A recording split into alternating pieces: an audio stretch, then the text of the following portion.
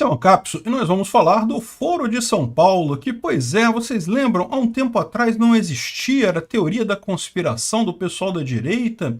Aí depois, né, ficou impossível de negar, passou a existir o Foro de São Paulo e olha só, agora marcaram uma grande reunião em Brasília. É para comemorar a eleição do Lula, né? É o que eu estou falando para vocês. O Lula é a esperança da esquerda na América Latina. Felizmente, para nós brasileiros e para o resto dos latino-americanos, o Lula vai fracassar.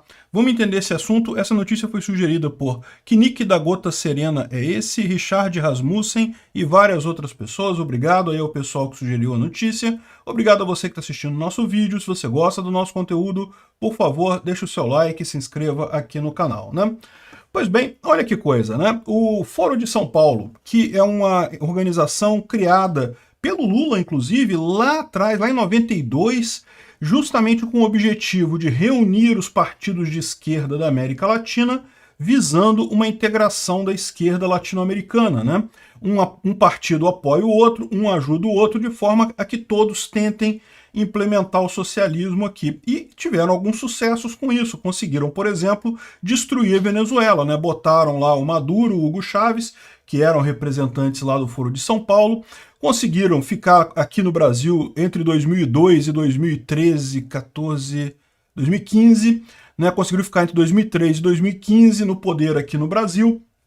Então, conseguiram algum sucesso aqui na América Latina, mas felizmente para a sociedade latino-americana e infelizmente para esse pessoal da esquerda, a coisa começou a fazer água justamente quando se descobriu que existia o Foro de São Paulo, né? E isso foi mais uma das coisas que veio da informação descentralizada e distribuída. É parte do exemplo que eu dou sempre para vocês, né? Houve uma época aqui no Brasil que as informações chegavam para as pessoas de forma geral apenas via Rede Globo e SBT, grandes jornais, grandes revistas, grandes redes de televisão. E esse pessoal não falava de Foro de São Paulo. Ninguém falava, porque sabia que isso era prejudicial para esse grupo da esquerda latino-americana. Haviam pessoas que falavam sobre o Foro de São Paulo? Havia, por exemplo, o Olavo de Carvalho sempre falou sobre o Foro de São Paulo, sempre alertou o pessoal para isso. Mas o que acontecia então? Ficava algumas poucas vozes isoladas falando sobre o Foro de São Paulo.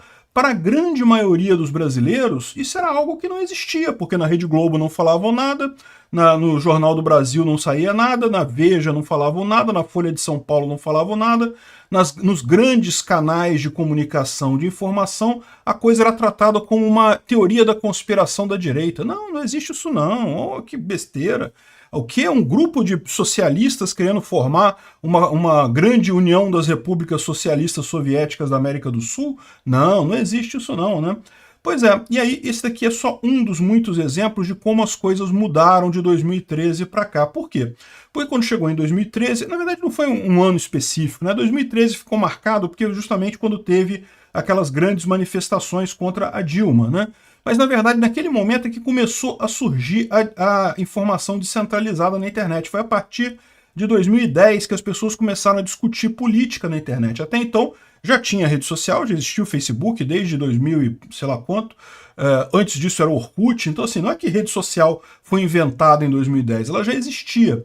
Mas ela era usada de forma muito mais instagramática, né? Como é que eu vou dizer assim? Porque é mais ou menos como usam o Instagram hoje, só para fotos e coisa e tal, nada muito profundo, ou pelo menos eu não sei, tá, gente? Faz muito tempo que eu não vou no Instagram, a verdade é que eu nunca me adaptei muito bem lá no Instagram, né? Tem uma conta lá, mas eu não costumo usar muito aquilo lá, não.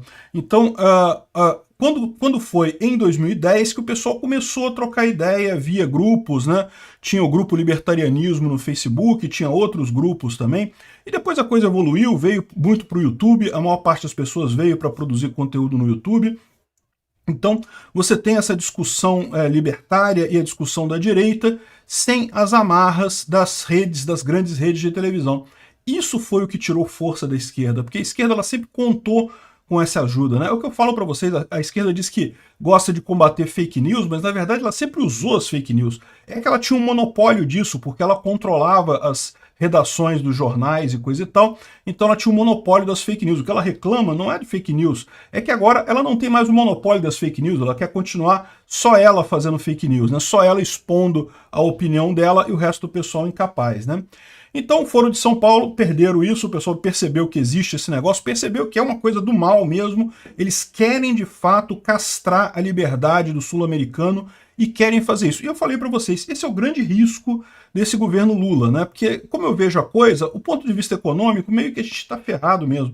Lula vai imprimir dinheiro pra caramba, vai detonar a economia, pode ser até que melhore num primeiro momento, porque tipicamente essas medidas populistas dão uma aquecida na economia inicialmente, mas fatalmente isso vai cobrar um preço muito caro mais adiante. Foi o que aconteceu no governo do Lula 1, Lula 2, Dilma, sempre isso. Essas medidas acabam cobrando um preço muito caro mais adiante, né? Mas isso meio que é inevitável, né? A gente já sabe, o pessoal votou no Lula, botaram o jabuti no alto da árvore, né? O que a gente vai fazer, não é mesmo? Essa parte econômica eu dou por perdida. O meu grande desafio, o meu grande medo é que o Lula consiga se perpetuar no poder, né? E como é que ele faria isso? Ele sabe que ele próprio não vai ter capacidade de popularidade para se reeleger. Ele sabe que as forças que atuaram favorecendo a ele em 2022 não vão estar favorecendo tanto assim em 2026, porque havia naquele momento em 2022 uma grande premência do STF em tirar o Bolsonaro, sei lá por que motivo, o melhor presidente que teve aqui no Brasil em muitos anos, talvez em toda a história do Brasil. Mas enfim, havia uma pressão muito grande para tirar o Bolsonaro, né? Essa pressão não vai existir agora, porque Bolsonaro pode até disputar em 2026, mas não vai estar com o cargo na mão, não vai estar com o governo na mão. Enfim, essa ajuda que o Lula teve, ele não vai ter de novo em 2026. Ele sabe que vai ser muito difícil a esquerda se manter no poder. Além disso, o próprio fato do Lula ter caminhado para um projeto meio que exclusivamente dele, né? O que ele está usando essa presidência da República dele? Só para objetivos pessoais. Ele está punindo quem foi contra ele, quem criticou ele na época, que botou ele na cadeia, está ajudando quem ajudou ele a sair da cadeia, então virou um mero coisa de ajudar um, diminuir o outro, coisa e tal, dar dinheiro pro pessoal do PT e coisa e tal. E qual que é o problema disso? O problema disso é que com isso você fica sem um projeto para o país, né? O país passa a ser uma coisa secundária e isso tem tudo para dar errado e aí vai acabar refletindo na própria esquerda, né? A esquerda tende a perder força justamente por essa forma egoísta do Lula de governar. Então, qual que é o grande medo que eu tenho, né? É que justamente ele busque no resto da América Latina um apoio em termos de força para se manter no poder. Da mesma forma que os militares jamais fariam um golpe com Bolsonaro, eu sempre falei isso, esse pessoal que ficava pedindo golpe para os militares, eu sempre disse, não tem chance, não vai ter golpe de militar aqui a favor do Bolsonaro. Mas a garantia que eu tenho também é que da mesma forma os militares também não dariam um golpe a favor do Lula. Não teria essa possibilidade também, né? E, felizmente, estou fazendo o correto. O militar não é para dar golpe, né? O militar é para defender o país em caso de invasão externa, não é para ficar se metendo em política interna. Mas, aí que tá. Pode ser que o Lula certamente vai tentar fazer reformas dentro do Brasil, reformas dentro do Exército, das Forças Armadas, vai tentar criar a Guarda Nacional e, principalmente, vai tentar aumentar a cooperação com países socialistas da América Latina. Porque ele sabe que aqui na América Latina já tem alguns exércitos bem poderosos, por exemplo, o da Venezuela, por exemplo, o da Rússia, que poderiam ajudar a manter o Lula no poder em caso do Lula resolver dar um golpe, né? Então ele não conta com as Forças Armadas brasileiras, mas ele conta com as venezuelanas, talvez seja suficiente. Então esse é o grande risco. E isso daqui é uma coisa importante, porque justamente vão fazer esse encontro do Foro de São Paulo em Brasília. Ninguém nega, é porque o Lula ganhou a eleição aqui, eles estão dando muita importância para isso. O Brasil, todos os países da América Latina estão quebrados, porque é o que se espera, né? O pessoal foi todo para o lado do socialismo, o país quebra, normal, acontece com todo mundo. O Brasil é o único que está melhorzinho. Então eles querem aproveitar essa grana do Brasil, né? O Lula já deixou claro que vai ajudar o que ele puder, aí, distribuir dinheiro para os coleguinhas sul-americanos quebrados, e talvez fazer essa troca aí. Ou seja, esse que é o meu temor, esse que é o meu problema. Eu acho que o Lula não consegue isso não, tá? Esses outros países estão tão quebrados que muito pior do que o Brasil no final das contas. A Venezuela, por exemplo, a Venezuela no papel tem umas forças armadas bem fortes. O Maduro andou comprando muita coisa para as forças armadas de lá. Mas você vai ver, nesse tipo de situação, num país corrupto como aquele, acaba tendo tanta roubalheira que você fica na situação do exército russo lá, que comprou um monte de coisa, tem um monte de coisa, mas nada funciona, nada dá certo, nada resolve coisa alguma, né? Então, eu não acho que o Lula vá conseguir o que ele pretende de unificar a América Latina e se perpetuar no poder dessa forma. Mas que ele vai tentar, ele vai tentar. E certamente aqui no Foro de São Paulo é um passo nesse sentido, né? Tem aqui a preparação para a coisa, olha só, a integração regional latino-americana, homenagem ao Marco Aurélio Garcia, fundador, um dos fundadores, junto com o Lula do Foro de São Paulo. Aqui, ó, Foro de São Paulo e plataformas de rede e luta do movimento popular, né? Ou seja, repara como é que tudo visando justamente esse negócio aqui, ó, a integração, a doutrina Monroe e a luta pela paz na América Latina e Caribe. Os caras falando de coisa lá de 1960, mas enfim.